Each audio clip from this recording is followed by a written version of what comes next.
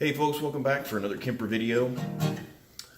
This one's really kind of the inspiration for this was I just got back from my vacation, family vacation up in the Pacific Northwest, 4th of July vacation, and we hang out at a friend of mine's place who's out on Whidbey Island, and we played a little bit of music, and I played some music with a friend of mine that really I only get to see him once a year now because he lives up in the Pacific Northwest, and so he brought a little PA out, but then we started talking about gear. And I was telling him about the Kemper and how I use it in my acoustic gig and how I use it for my acoustic guitar. And more recently, I've been playing electric with it too. And I got back and still can't really find any other videos from anybody else that's using a Kemper in this particular way. So I was just going to really start by kind of showing my setup, and then I've got down in my kind of basement area here, I have all my rig that I take out when we play live, have everything kind of set up, and I've actually been doing some adjustments and things like that. So I'll play through some sounds and just kind of talk about a few different things, but I'll also show you on the foot switch and then on the Kemper itself, just kind of some of the things that I have set up and what that looks like. I really, when I play live now, I really, just because it's easier from an EQ perspective, it's a little bit more difficult when you're trying to play electric, basically switch patches between the electric and acoustic to get the EQs right. And so I pretty much only use two guitars now, and I'll switch them from time to time. And because of the mixer that I have an Allen Heath Q16, I can actually save scene. So I can make some EQ changes and things depending on primarily the acoustic guitar that I'm playing. And then save those, and depending on where we go play, I can just kind of switch back and forth. But my main acoustic that I play most of the time is this Gibson J45, which is one of the best J45s that I've ever played. It's an early 2000 model, made in Montana, and it's just really great. I just love this guitar. It's one of the easy guitars that I have to play. And when you're playing a long set, you want something that's easy to play. I've got a Maton.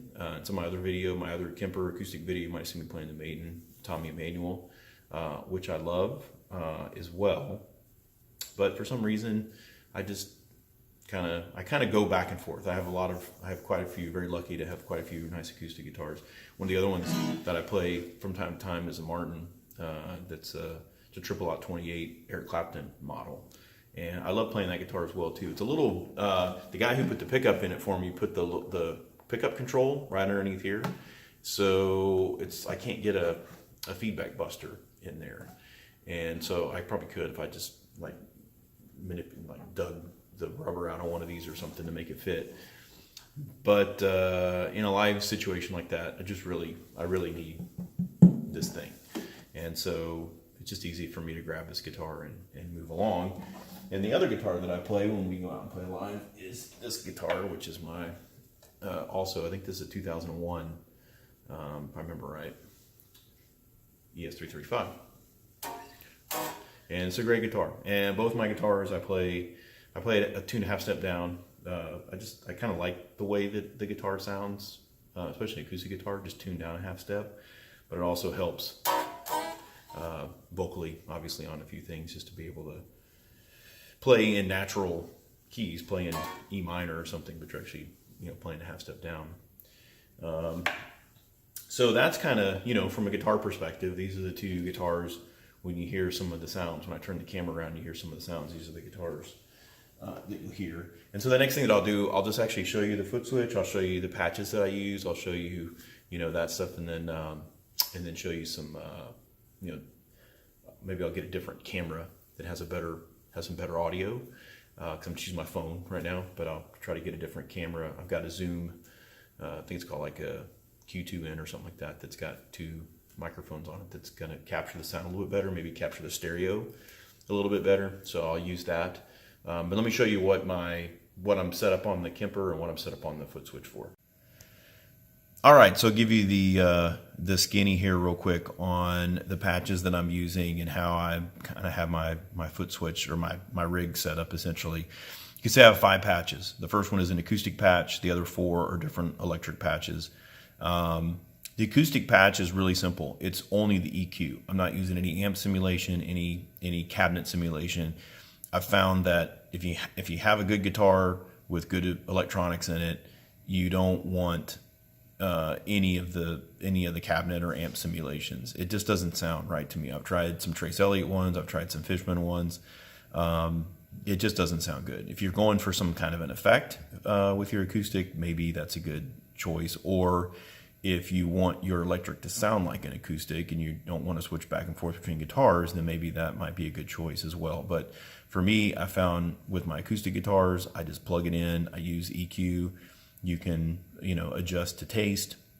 And then more importantly, you're using the kind of master, the rig volume master, to make sure that your acoustic, and when you switch different patches, you don't want there to be massive volume changes, right? So that's one of the things that you're gonna have to spend some time with across all 5 of your patches, is to make sure that when you click those, that you're in a good spot, right? You're not way louder on one patch and then way quieter on another patch, and you're trying to make adjustments on your guitars to be able to line that up. You don't want to do that. You want to do that in advance.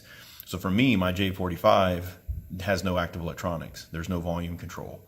So I kind of use that as the baseline. Where I'm going to set that, hooked my whole rig up, and by the way, here's my guitars. This is my rig that I use here. So here's my Kemper. I'm running out of the Kemper into 2 channels, stereo, panned hardware left and right. And then I've got my EAW cabinets over here. So obviously in a gig, those would be standing up on stands and everything. But for me, the thing that I had to do was start with the acoustic patch, make sure that I had the volume correct on that acoustic guitar. So I plugged it in, sang, got levels and everything, pointed the speakers back at me as if I was playing a gig, got everything set up from the acoustic guitar, and I just kind of worked from there. Then I started setting up my second patch.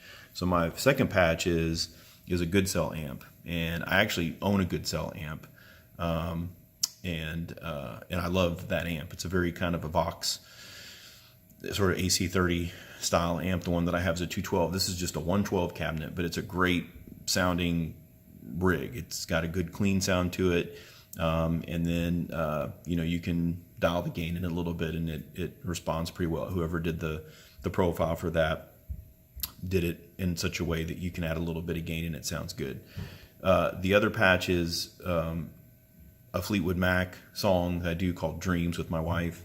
And so if you remember that song, it's just kind of got this very Lindsey Buckingham, very effect sort of thing with a delay. And I'll play it here in a second so that you can hear it.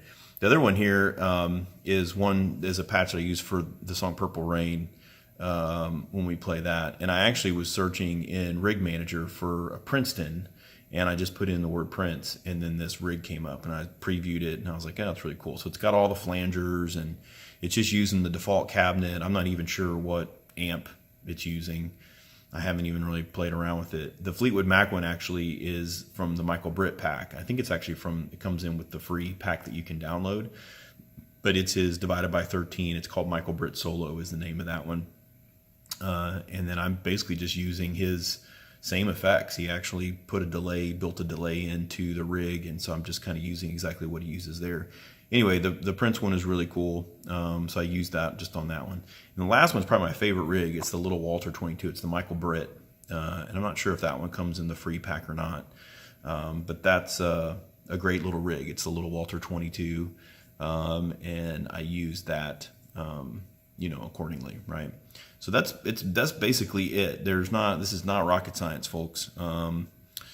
To be able to get this to work. The main thing, again, of course, that you want to spend some time on is just the level stuff. So what I do with my electric is I use the acoustic as the benchmark, get that set up, and then I do my first patch on the electric, and you kind of have to A/B it back and forth because you got to obviously switch guitars to get the right level. And then once you do, then you can start. It's easy when you have the electric plugged in just to switch to the other patches to get the level right. I do the level on my electric to about 8, and that way I can play rhythm in verses and things like that at 8, and I've got a little bit of volume, clean volume, to be able to turn the guitar up a little bit if I wanted to play a little bit louder, or if I wanted to solo in a clean, sort of in a clean setting. And then of course you can put different pedals in. So, like for this particular patch here as an example, you got, you put like a dirt pedal in or a boost pedal in or something like that. Or you can use the morph, which would maybe dial in a little bit more gain or something like that on the patch, right? So as an example on this particular patch here, if you look at it, if you look at the gain, if I hit the morph, then you can see that it actually adds in gain or removes a little bit of gain on that particular setting. And it can also do things like turn the mix level up on reverbs and delays and things like that, if you want to be able to do that kind of stuff. One of the things that I found kind of cool, and I'll show this on my acoustic patch here, so I'll switch back over to the acoustic patch and focus. So up here on this one, and it has to be in the stereo section. So any effects over here are stereo. These are all mono effects. So if you try to bring in this it's an EQ effect, and it's called stereo widener. If you try to bring it in over here, it'll actually bark at you and tell you that you can't do that because it needs to be in the stereo section. But you can see here, if I just switch this real fast, if I go to EQ, there it is right there, stereo widener. And so there's not a lot of settings to it. You've got an intensity setting, a tuning setting, and a ducking setting. In the intensity setting, if you turn it, you can see kind of where I have it on my guitar, not very intense. If you turn it super intense, then I don't know, I don't like the way that sounds, but you can adjust it to your taste. But you have to be obviously running a stereo rig, a stereo setup. If you're just running a mono out of the Kemper into one channel, you're not really going to get the desired effect for that. But again, in my case, I'm coming out of the Kemper stereo outputs into 2 channels, hard pan left and right, and so you're going to get a nice stereo image for that too. And I just kind of like the way, just a little bit of it, I kind of like the way it sounds, sort of fattens it up a little bit. Not entirely sure exactly what it's doing technically, but it's pleasing to the ears until until there's too much, and then it just doesn't sound very good anymore. But that is basically how I have the rig set up. It's not rocket science. It's pretty straightforward. So now I'll switch over and I'll plug in my guitars and just kind of let you hear kind of what some of the patches sound like. All right, so let me focus in here on that guy. And so this is the setup again for the acoustic setup, or for the acoustic rig when I play live. I've got my Gibson that I showed you before.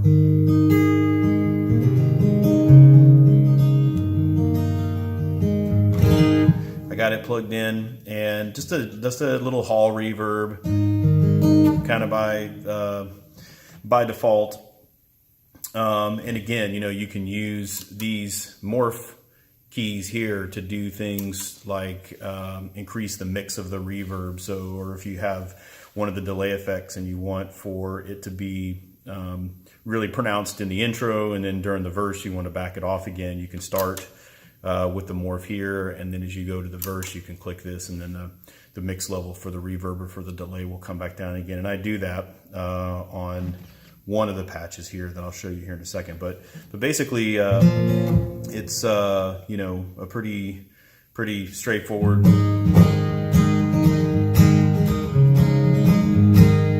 It sounds pretty good. I don't know how it's going to come out on my phone. You're not going to obviously get a stereo recording, but my phone records pretty good, so you should be able to hear everything fine. But anyway, that's how that works. So I, again, just kind of set levels with the microphone and just kind of got everything, pointed the speakers back at me, kind of simulated a performance, got everything going there. This right here is just a little boost. So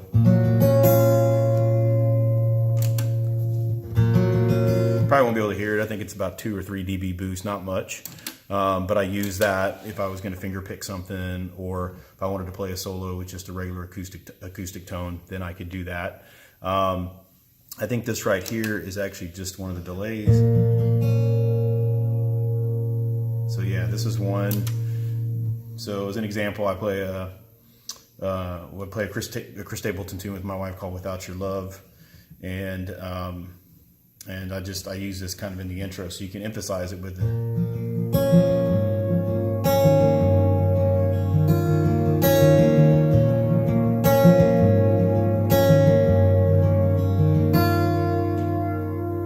Right, and then when it comes into the chorus, you know.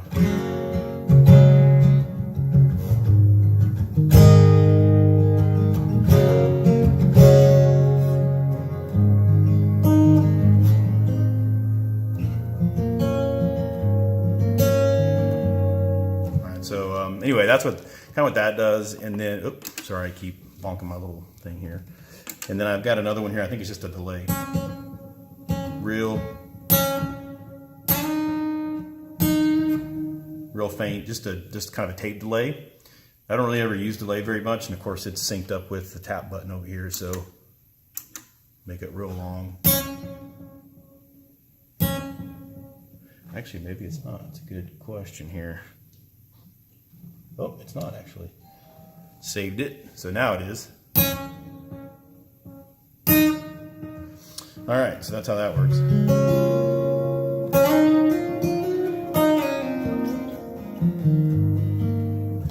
Anyway, so that's the acoustic and how all that sets up and works.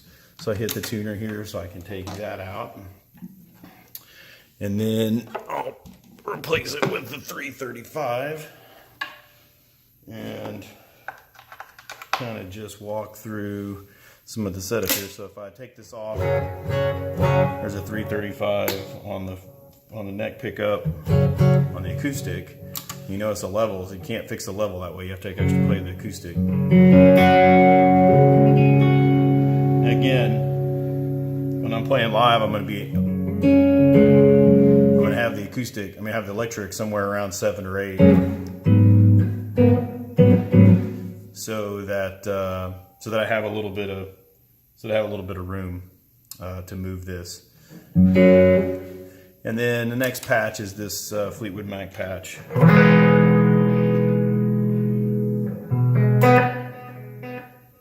Got a cool delay. This is that one that's that Michael Britt solo patch.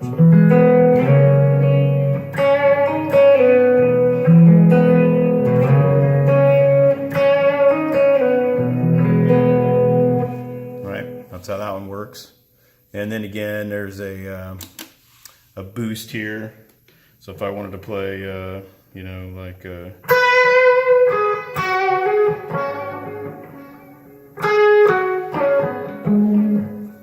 right, so you can kind of do some of those things.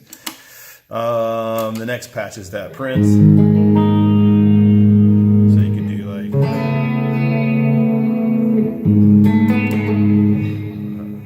Pick, so I don't know. I can't. Yeah, I'm out of tune. That's awesome.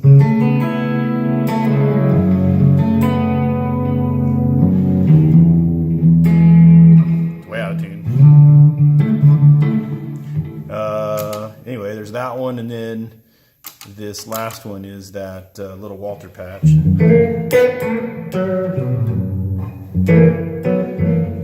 And same thing here. Well, again, I showed you before. I made this a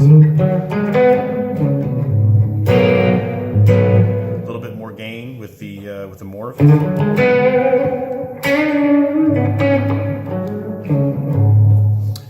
Even more gain here with like a tube screamer.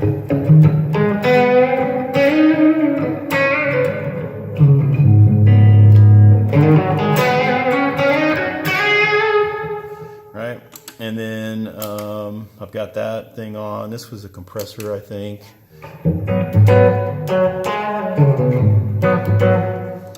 And that's pretty much how I have it set up. I mean, it's not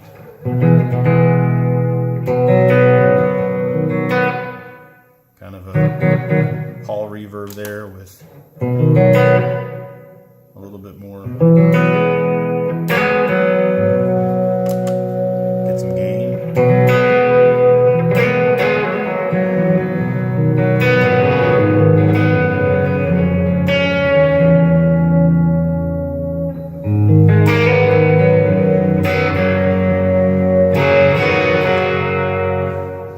that's about as much gain as I would ever use in my acoustic, setup. So that's really it for this. With the setup that I play now, I don't really use a looper anymore. But if you needed to use a looper, of course, you could switch over and do a loop thing.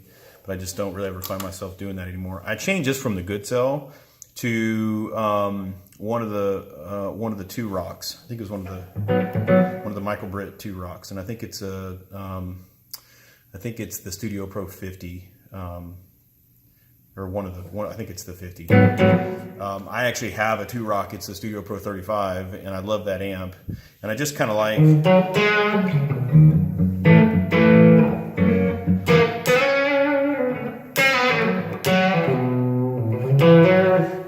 It's a little gainy. It's about almost. I think it's the one that he has. It's like a 4 preset, so it's almost halfway up on the gain. And so it makes it nice. I can actually turn the volume down. I can turn the volume down if I'm on the right pickup.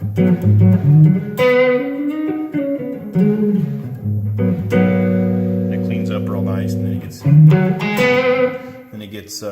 gets kind of dirty. So I'm going to do that one. I'm going to put a few effects in, mainly just some reverbs and delays, maybe a tremolo or something like that, just to have. But don't get too fancy at the acoustic gigs. But anyway, that's how I use the Kemper in a setup where I'm playing both acoustic and electric during a gig. Again, the keys are the levels, just so that when you're switching back and forth, you're not having to readjust your guitars and those kinds of things. And none of the patches even the Michael Britt patches that I've used, none of them, I can't just leave everything at 0, right? And then just sort of balance it out. They're all a little bit different. Some of them are below 0, some of them are, +2 or 3, to get everything leveled out depending on how the profile was created and whatever else. So that's kind of the first thing that you have to do, and then you can do your effects and stuff to taste after that. But anyway, I hope this was helpful. And to anybody out there that's thinking about using the Kemper for a situation like that. But let me know if you have any questions. Be happy to answer any questions or anything. Take care.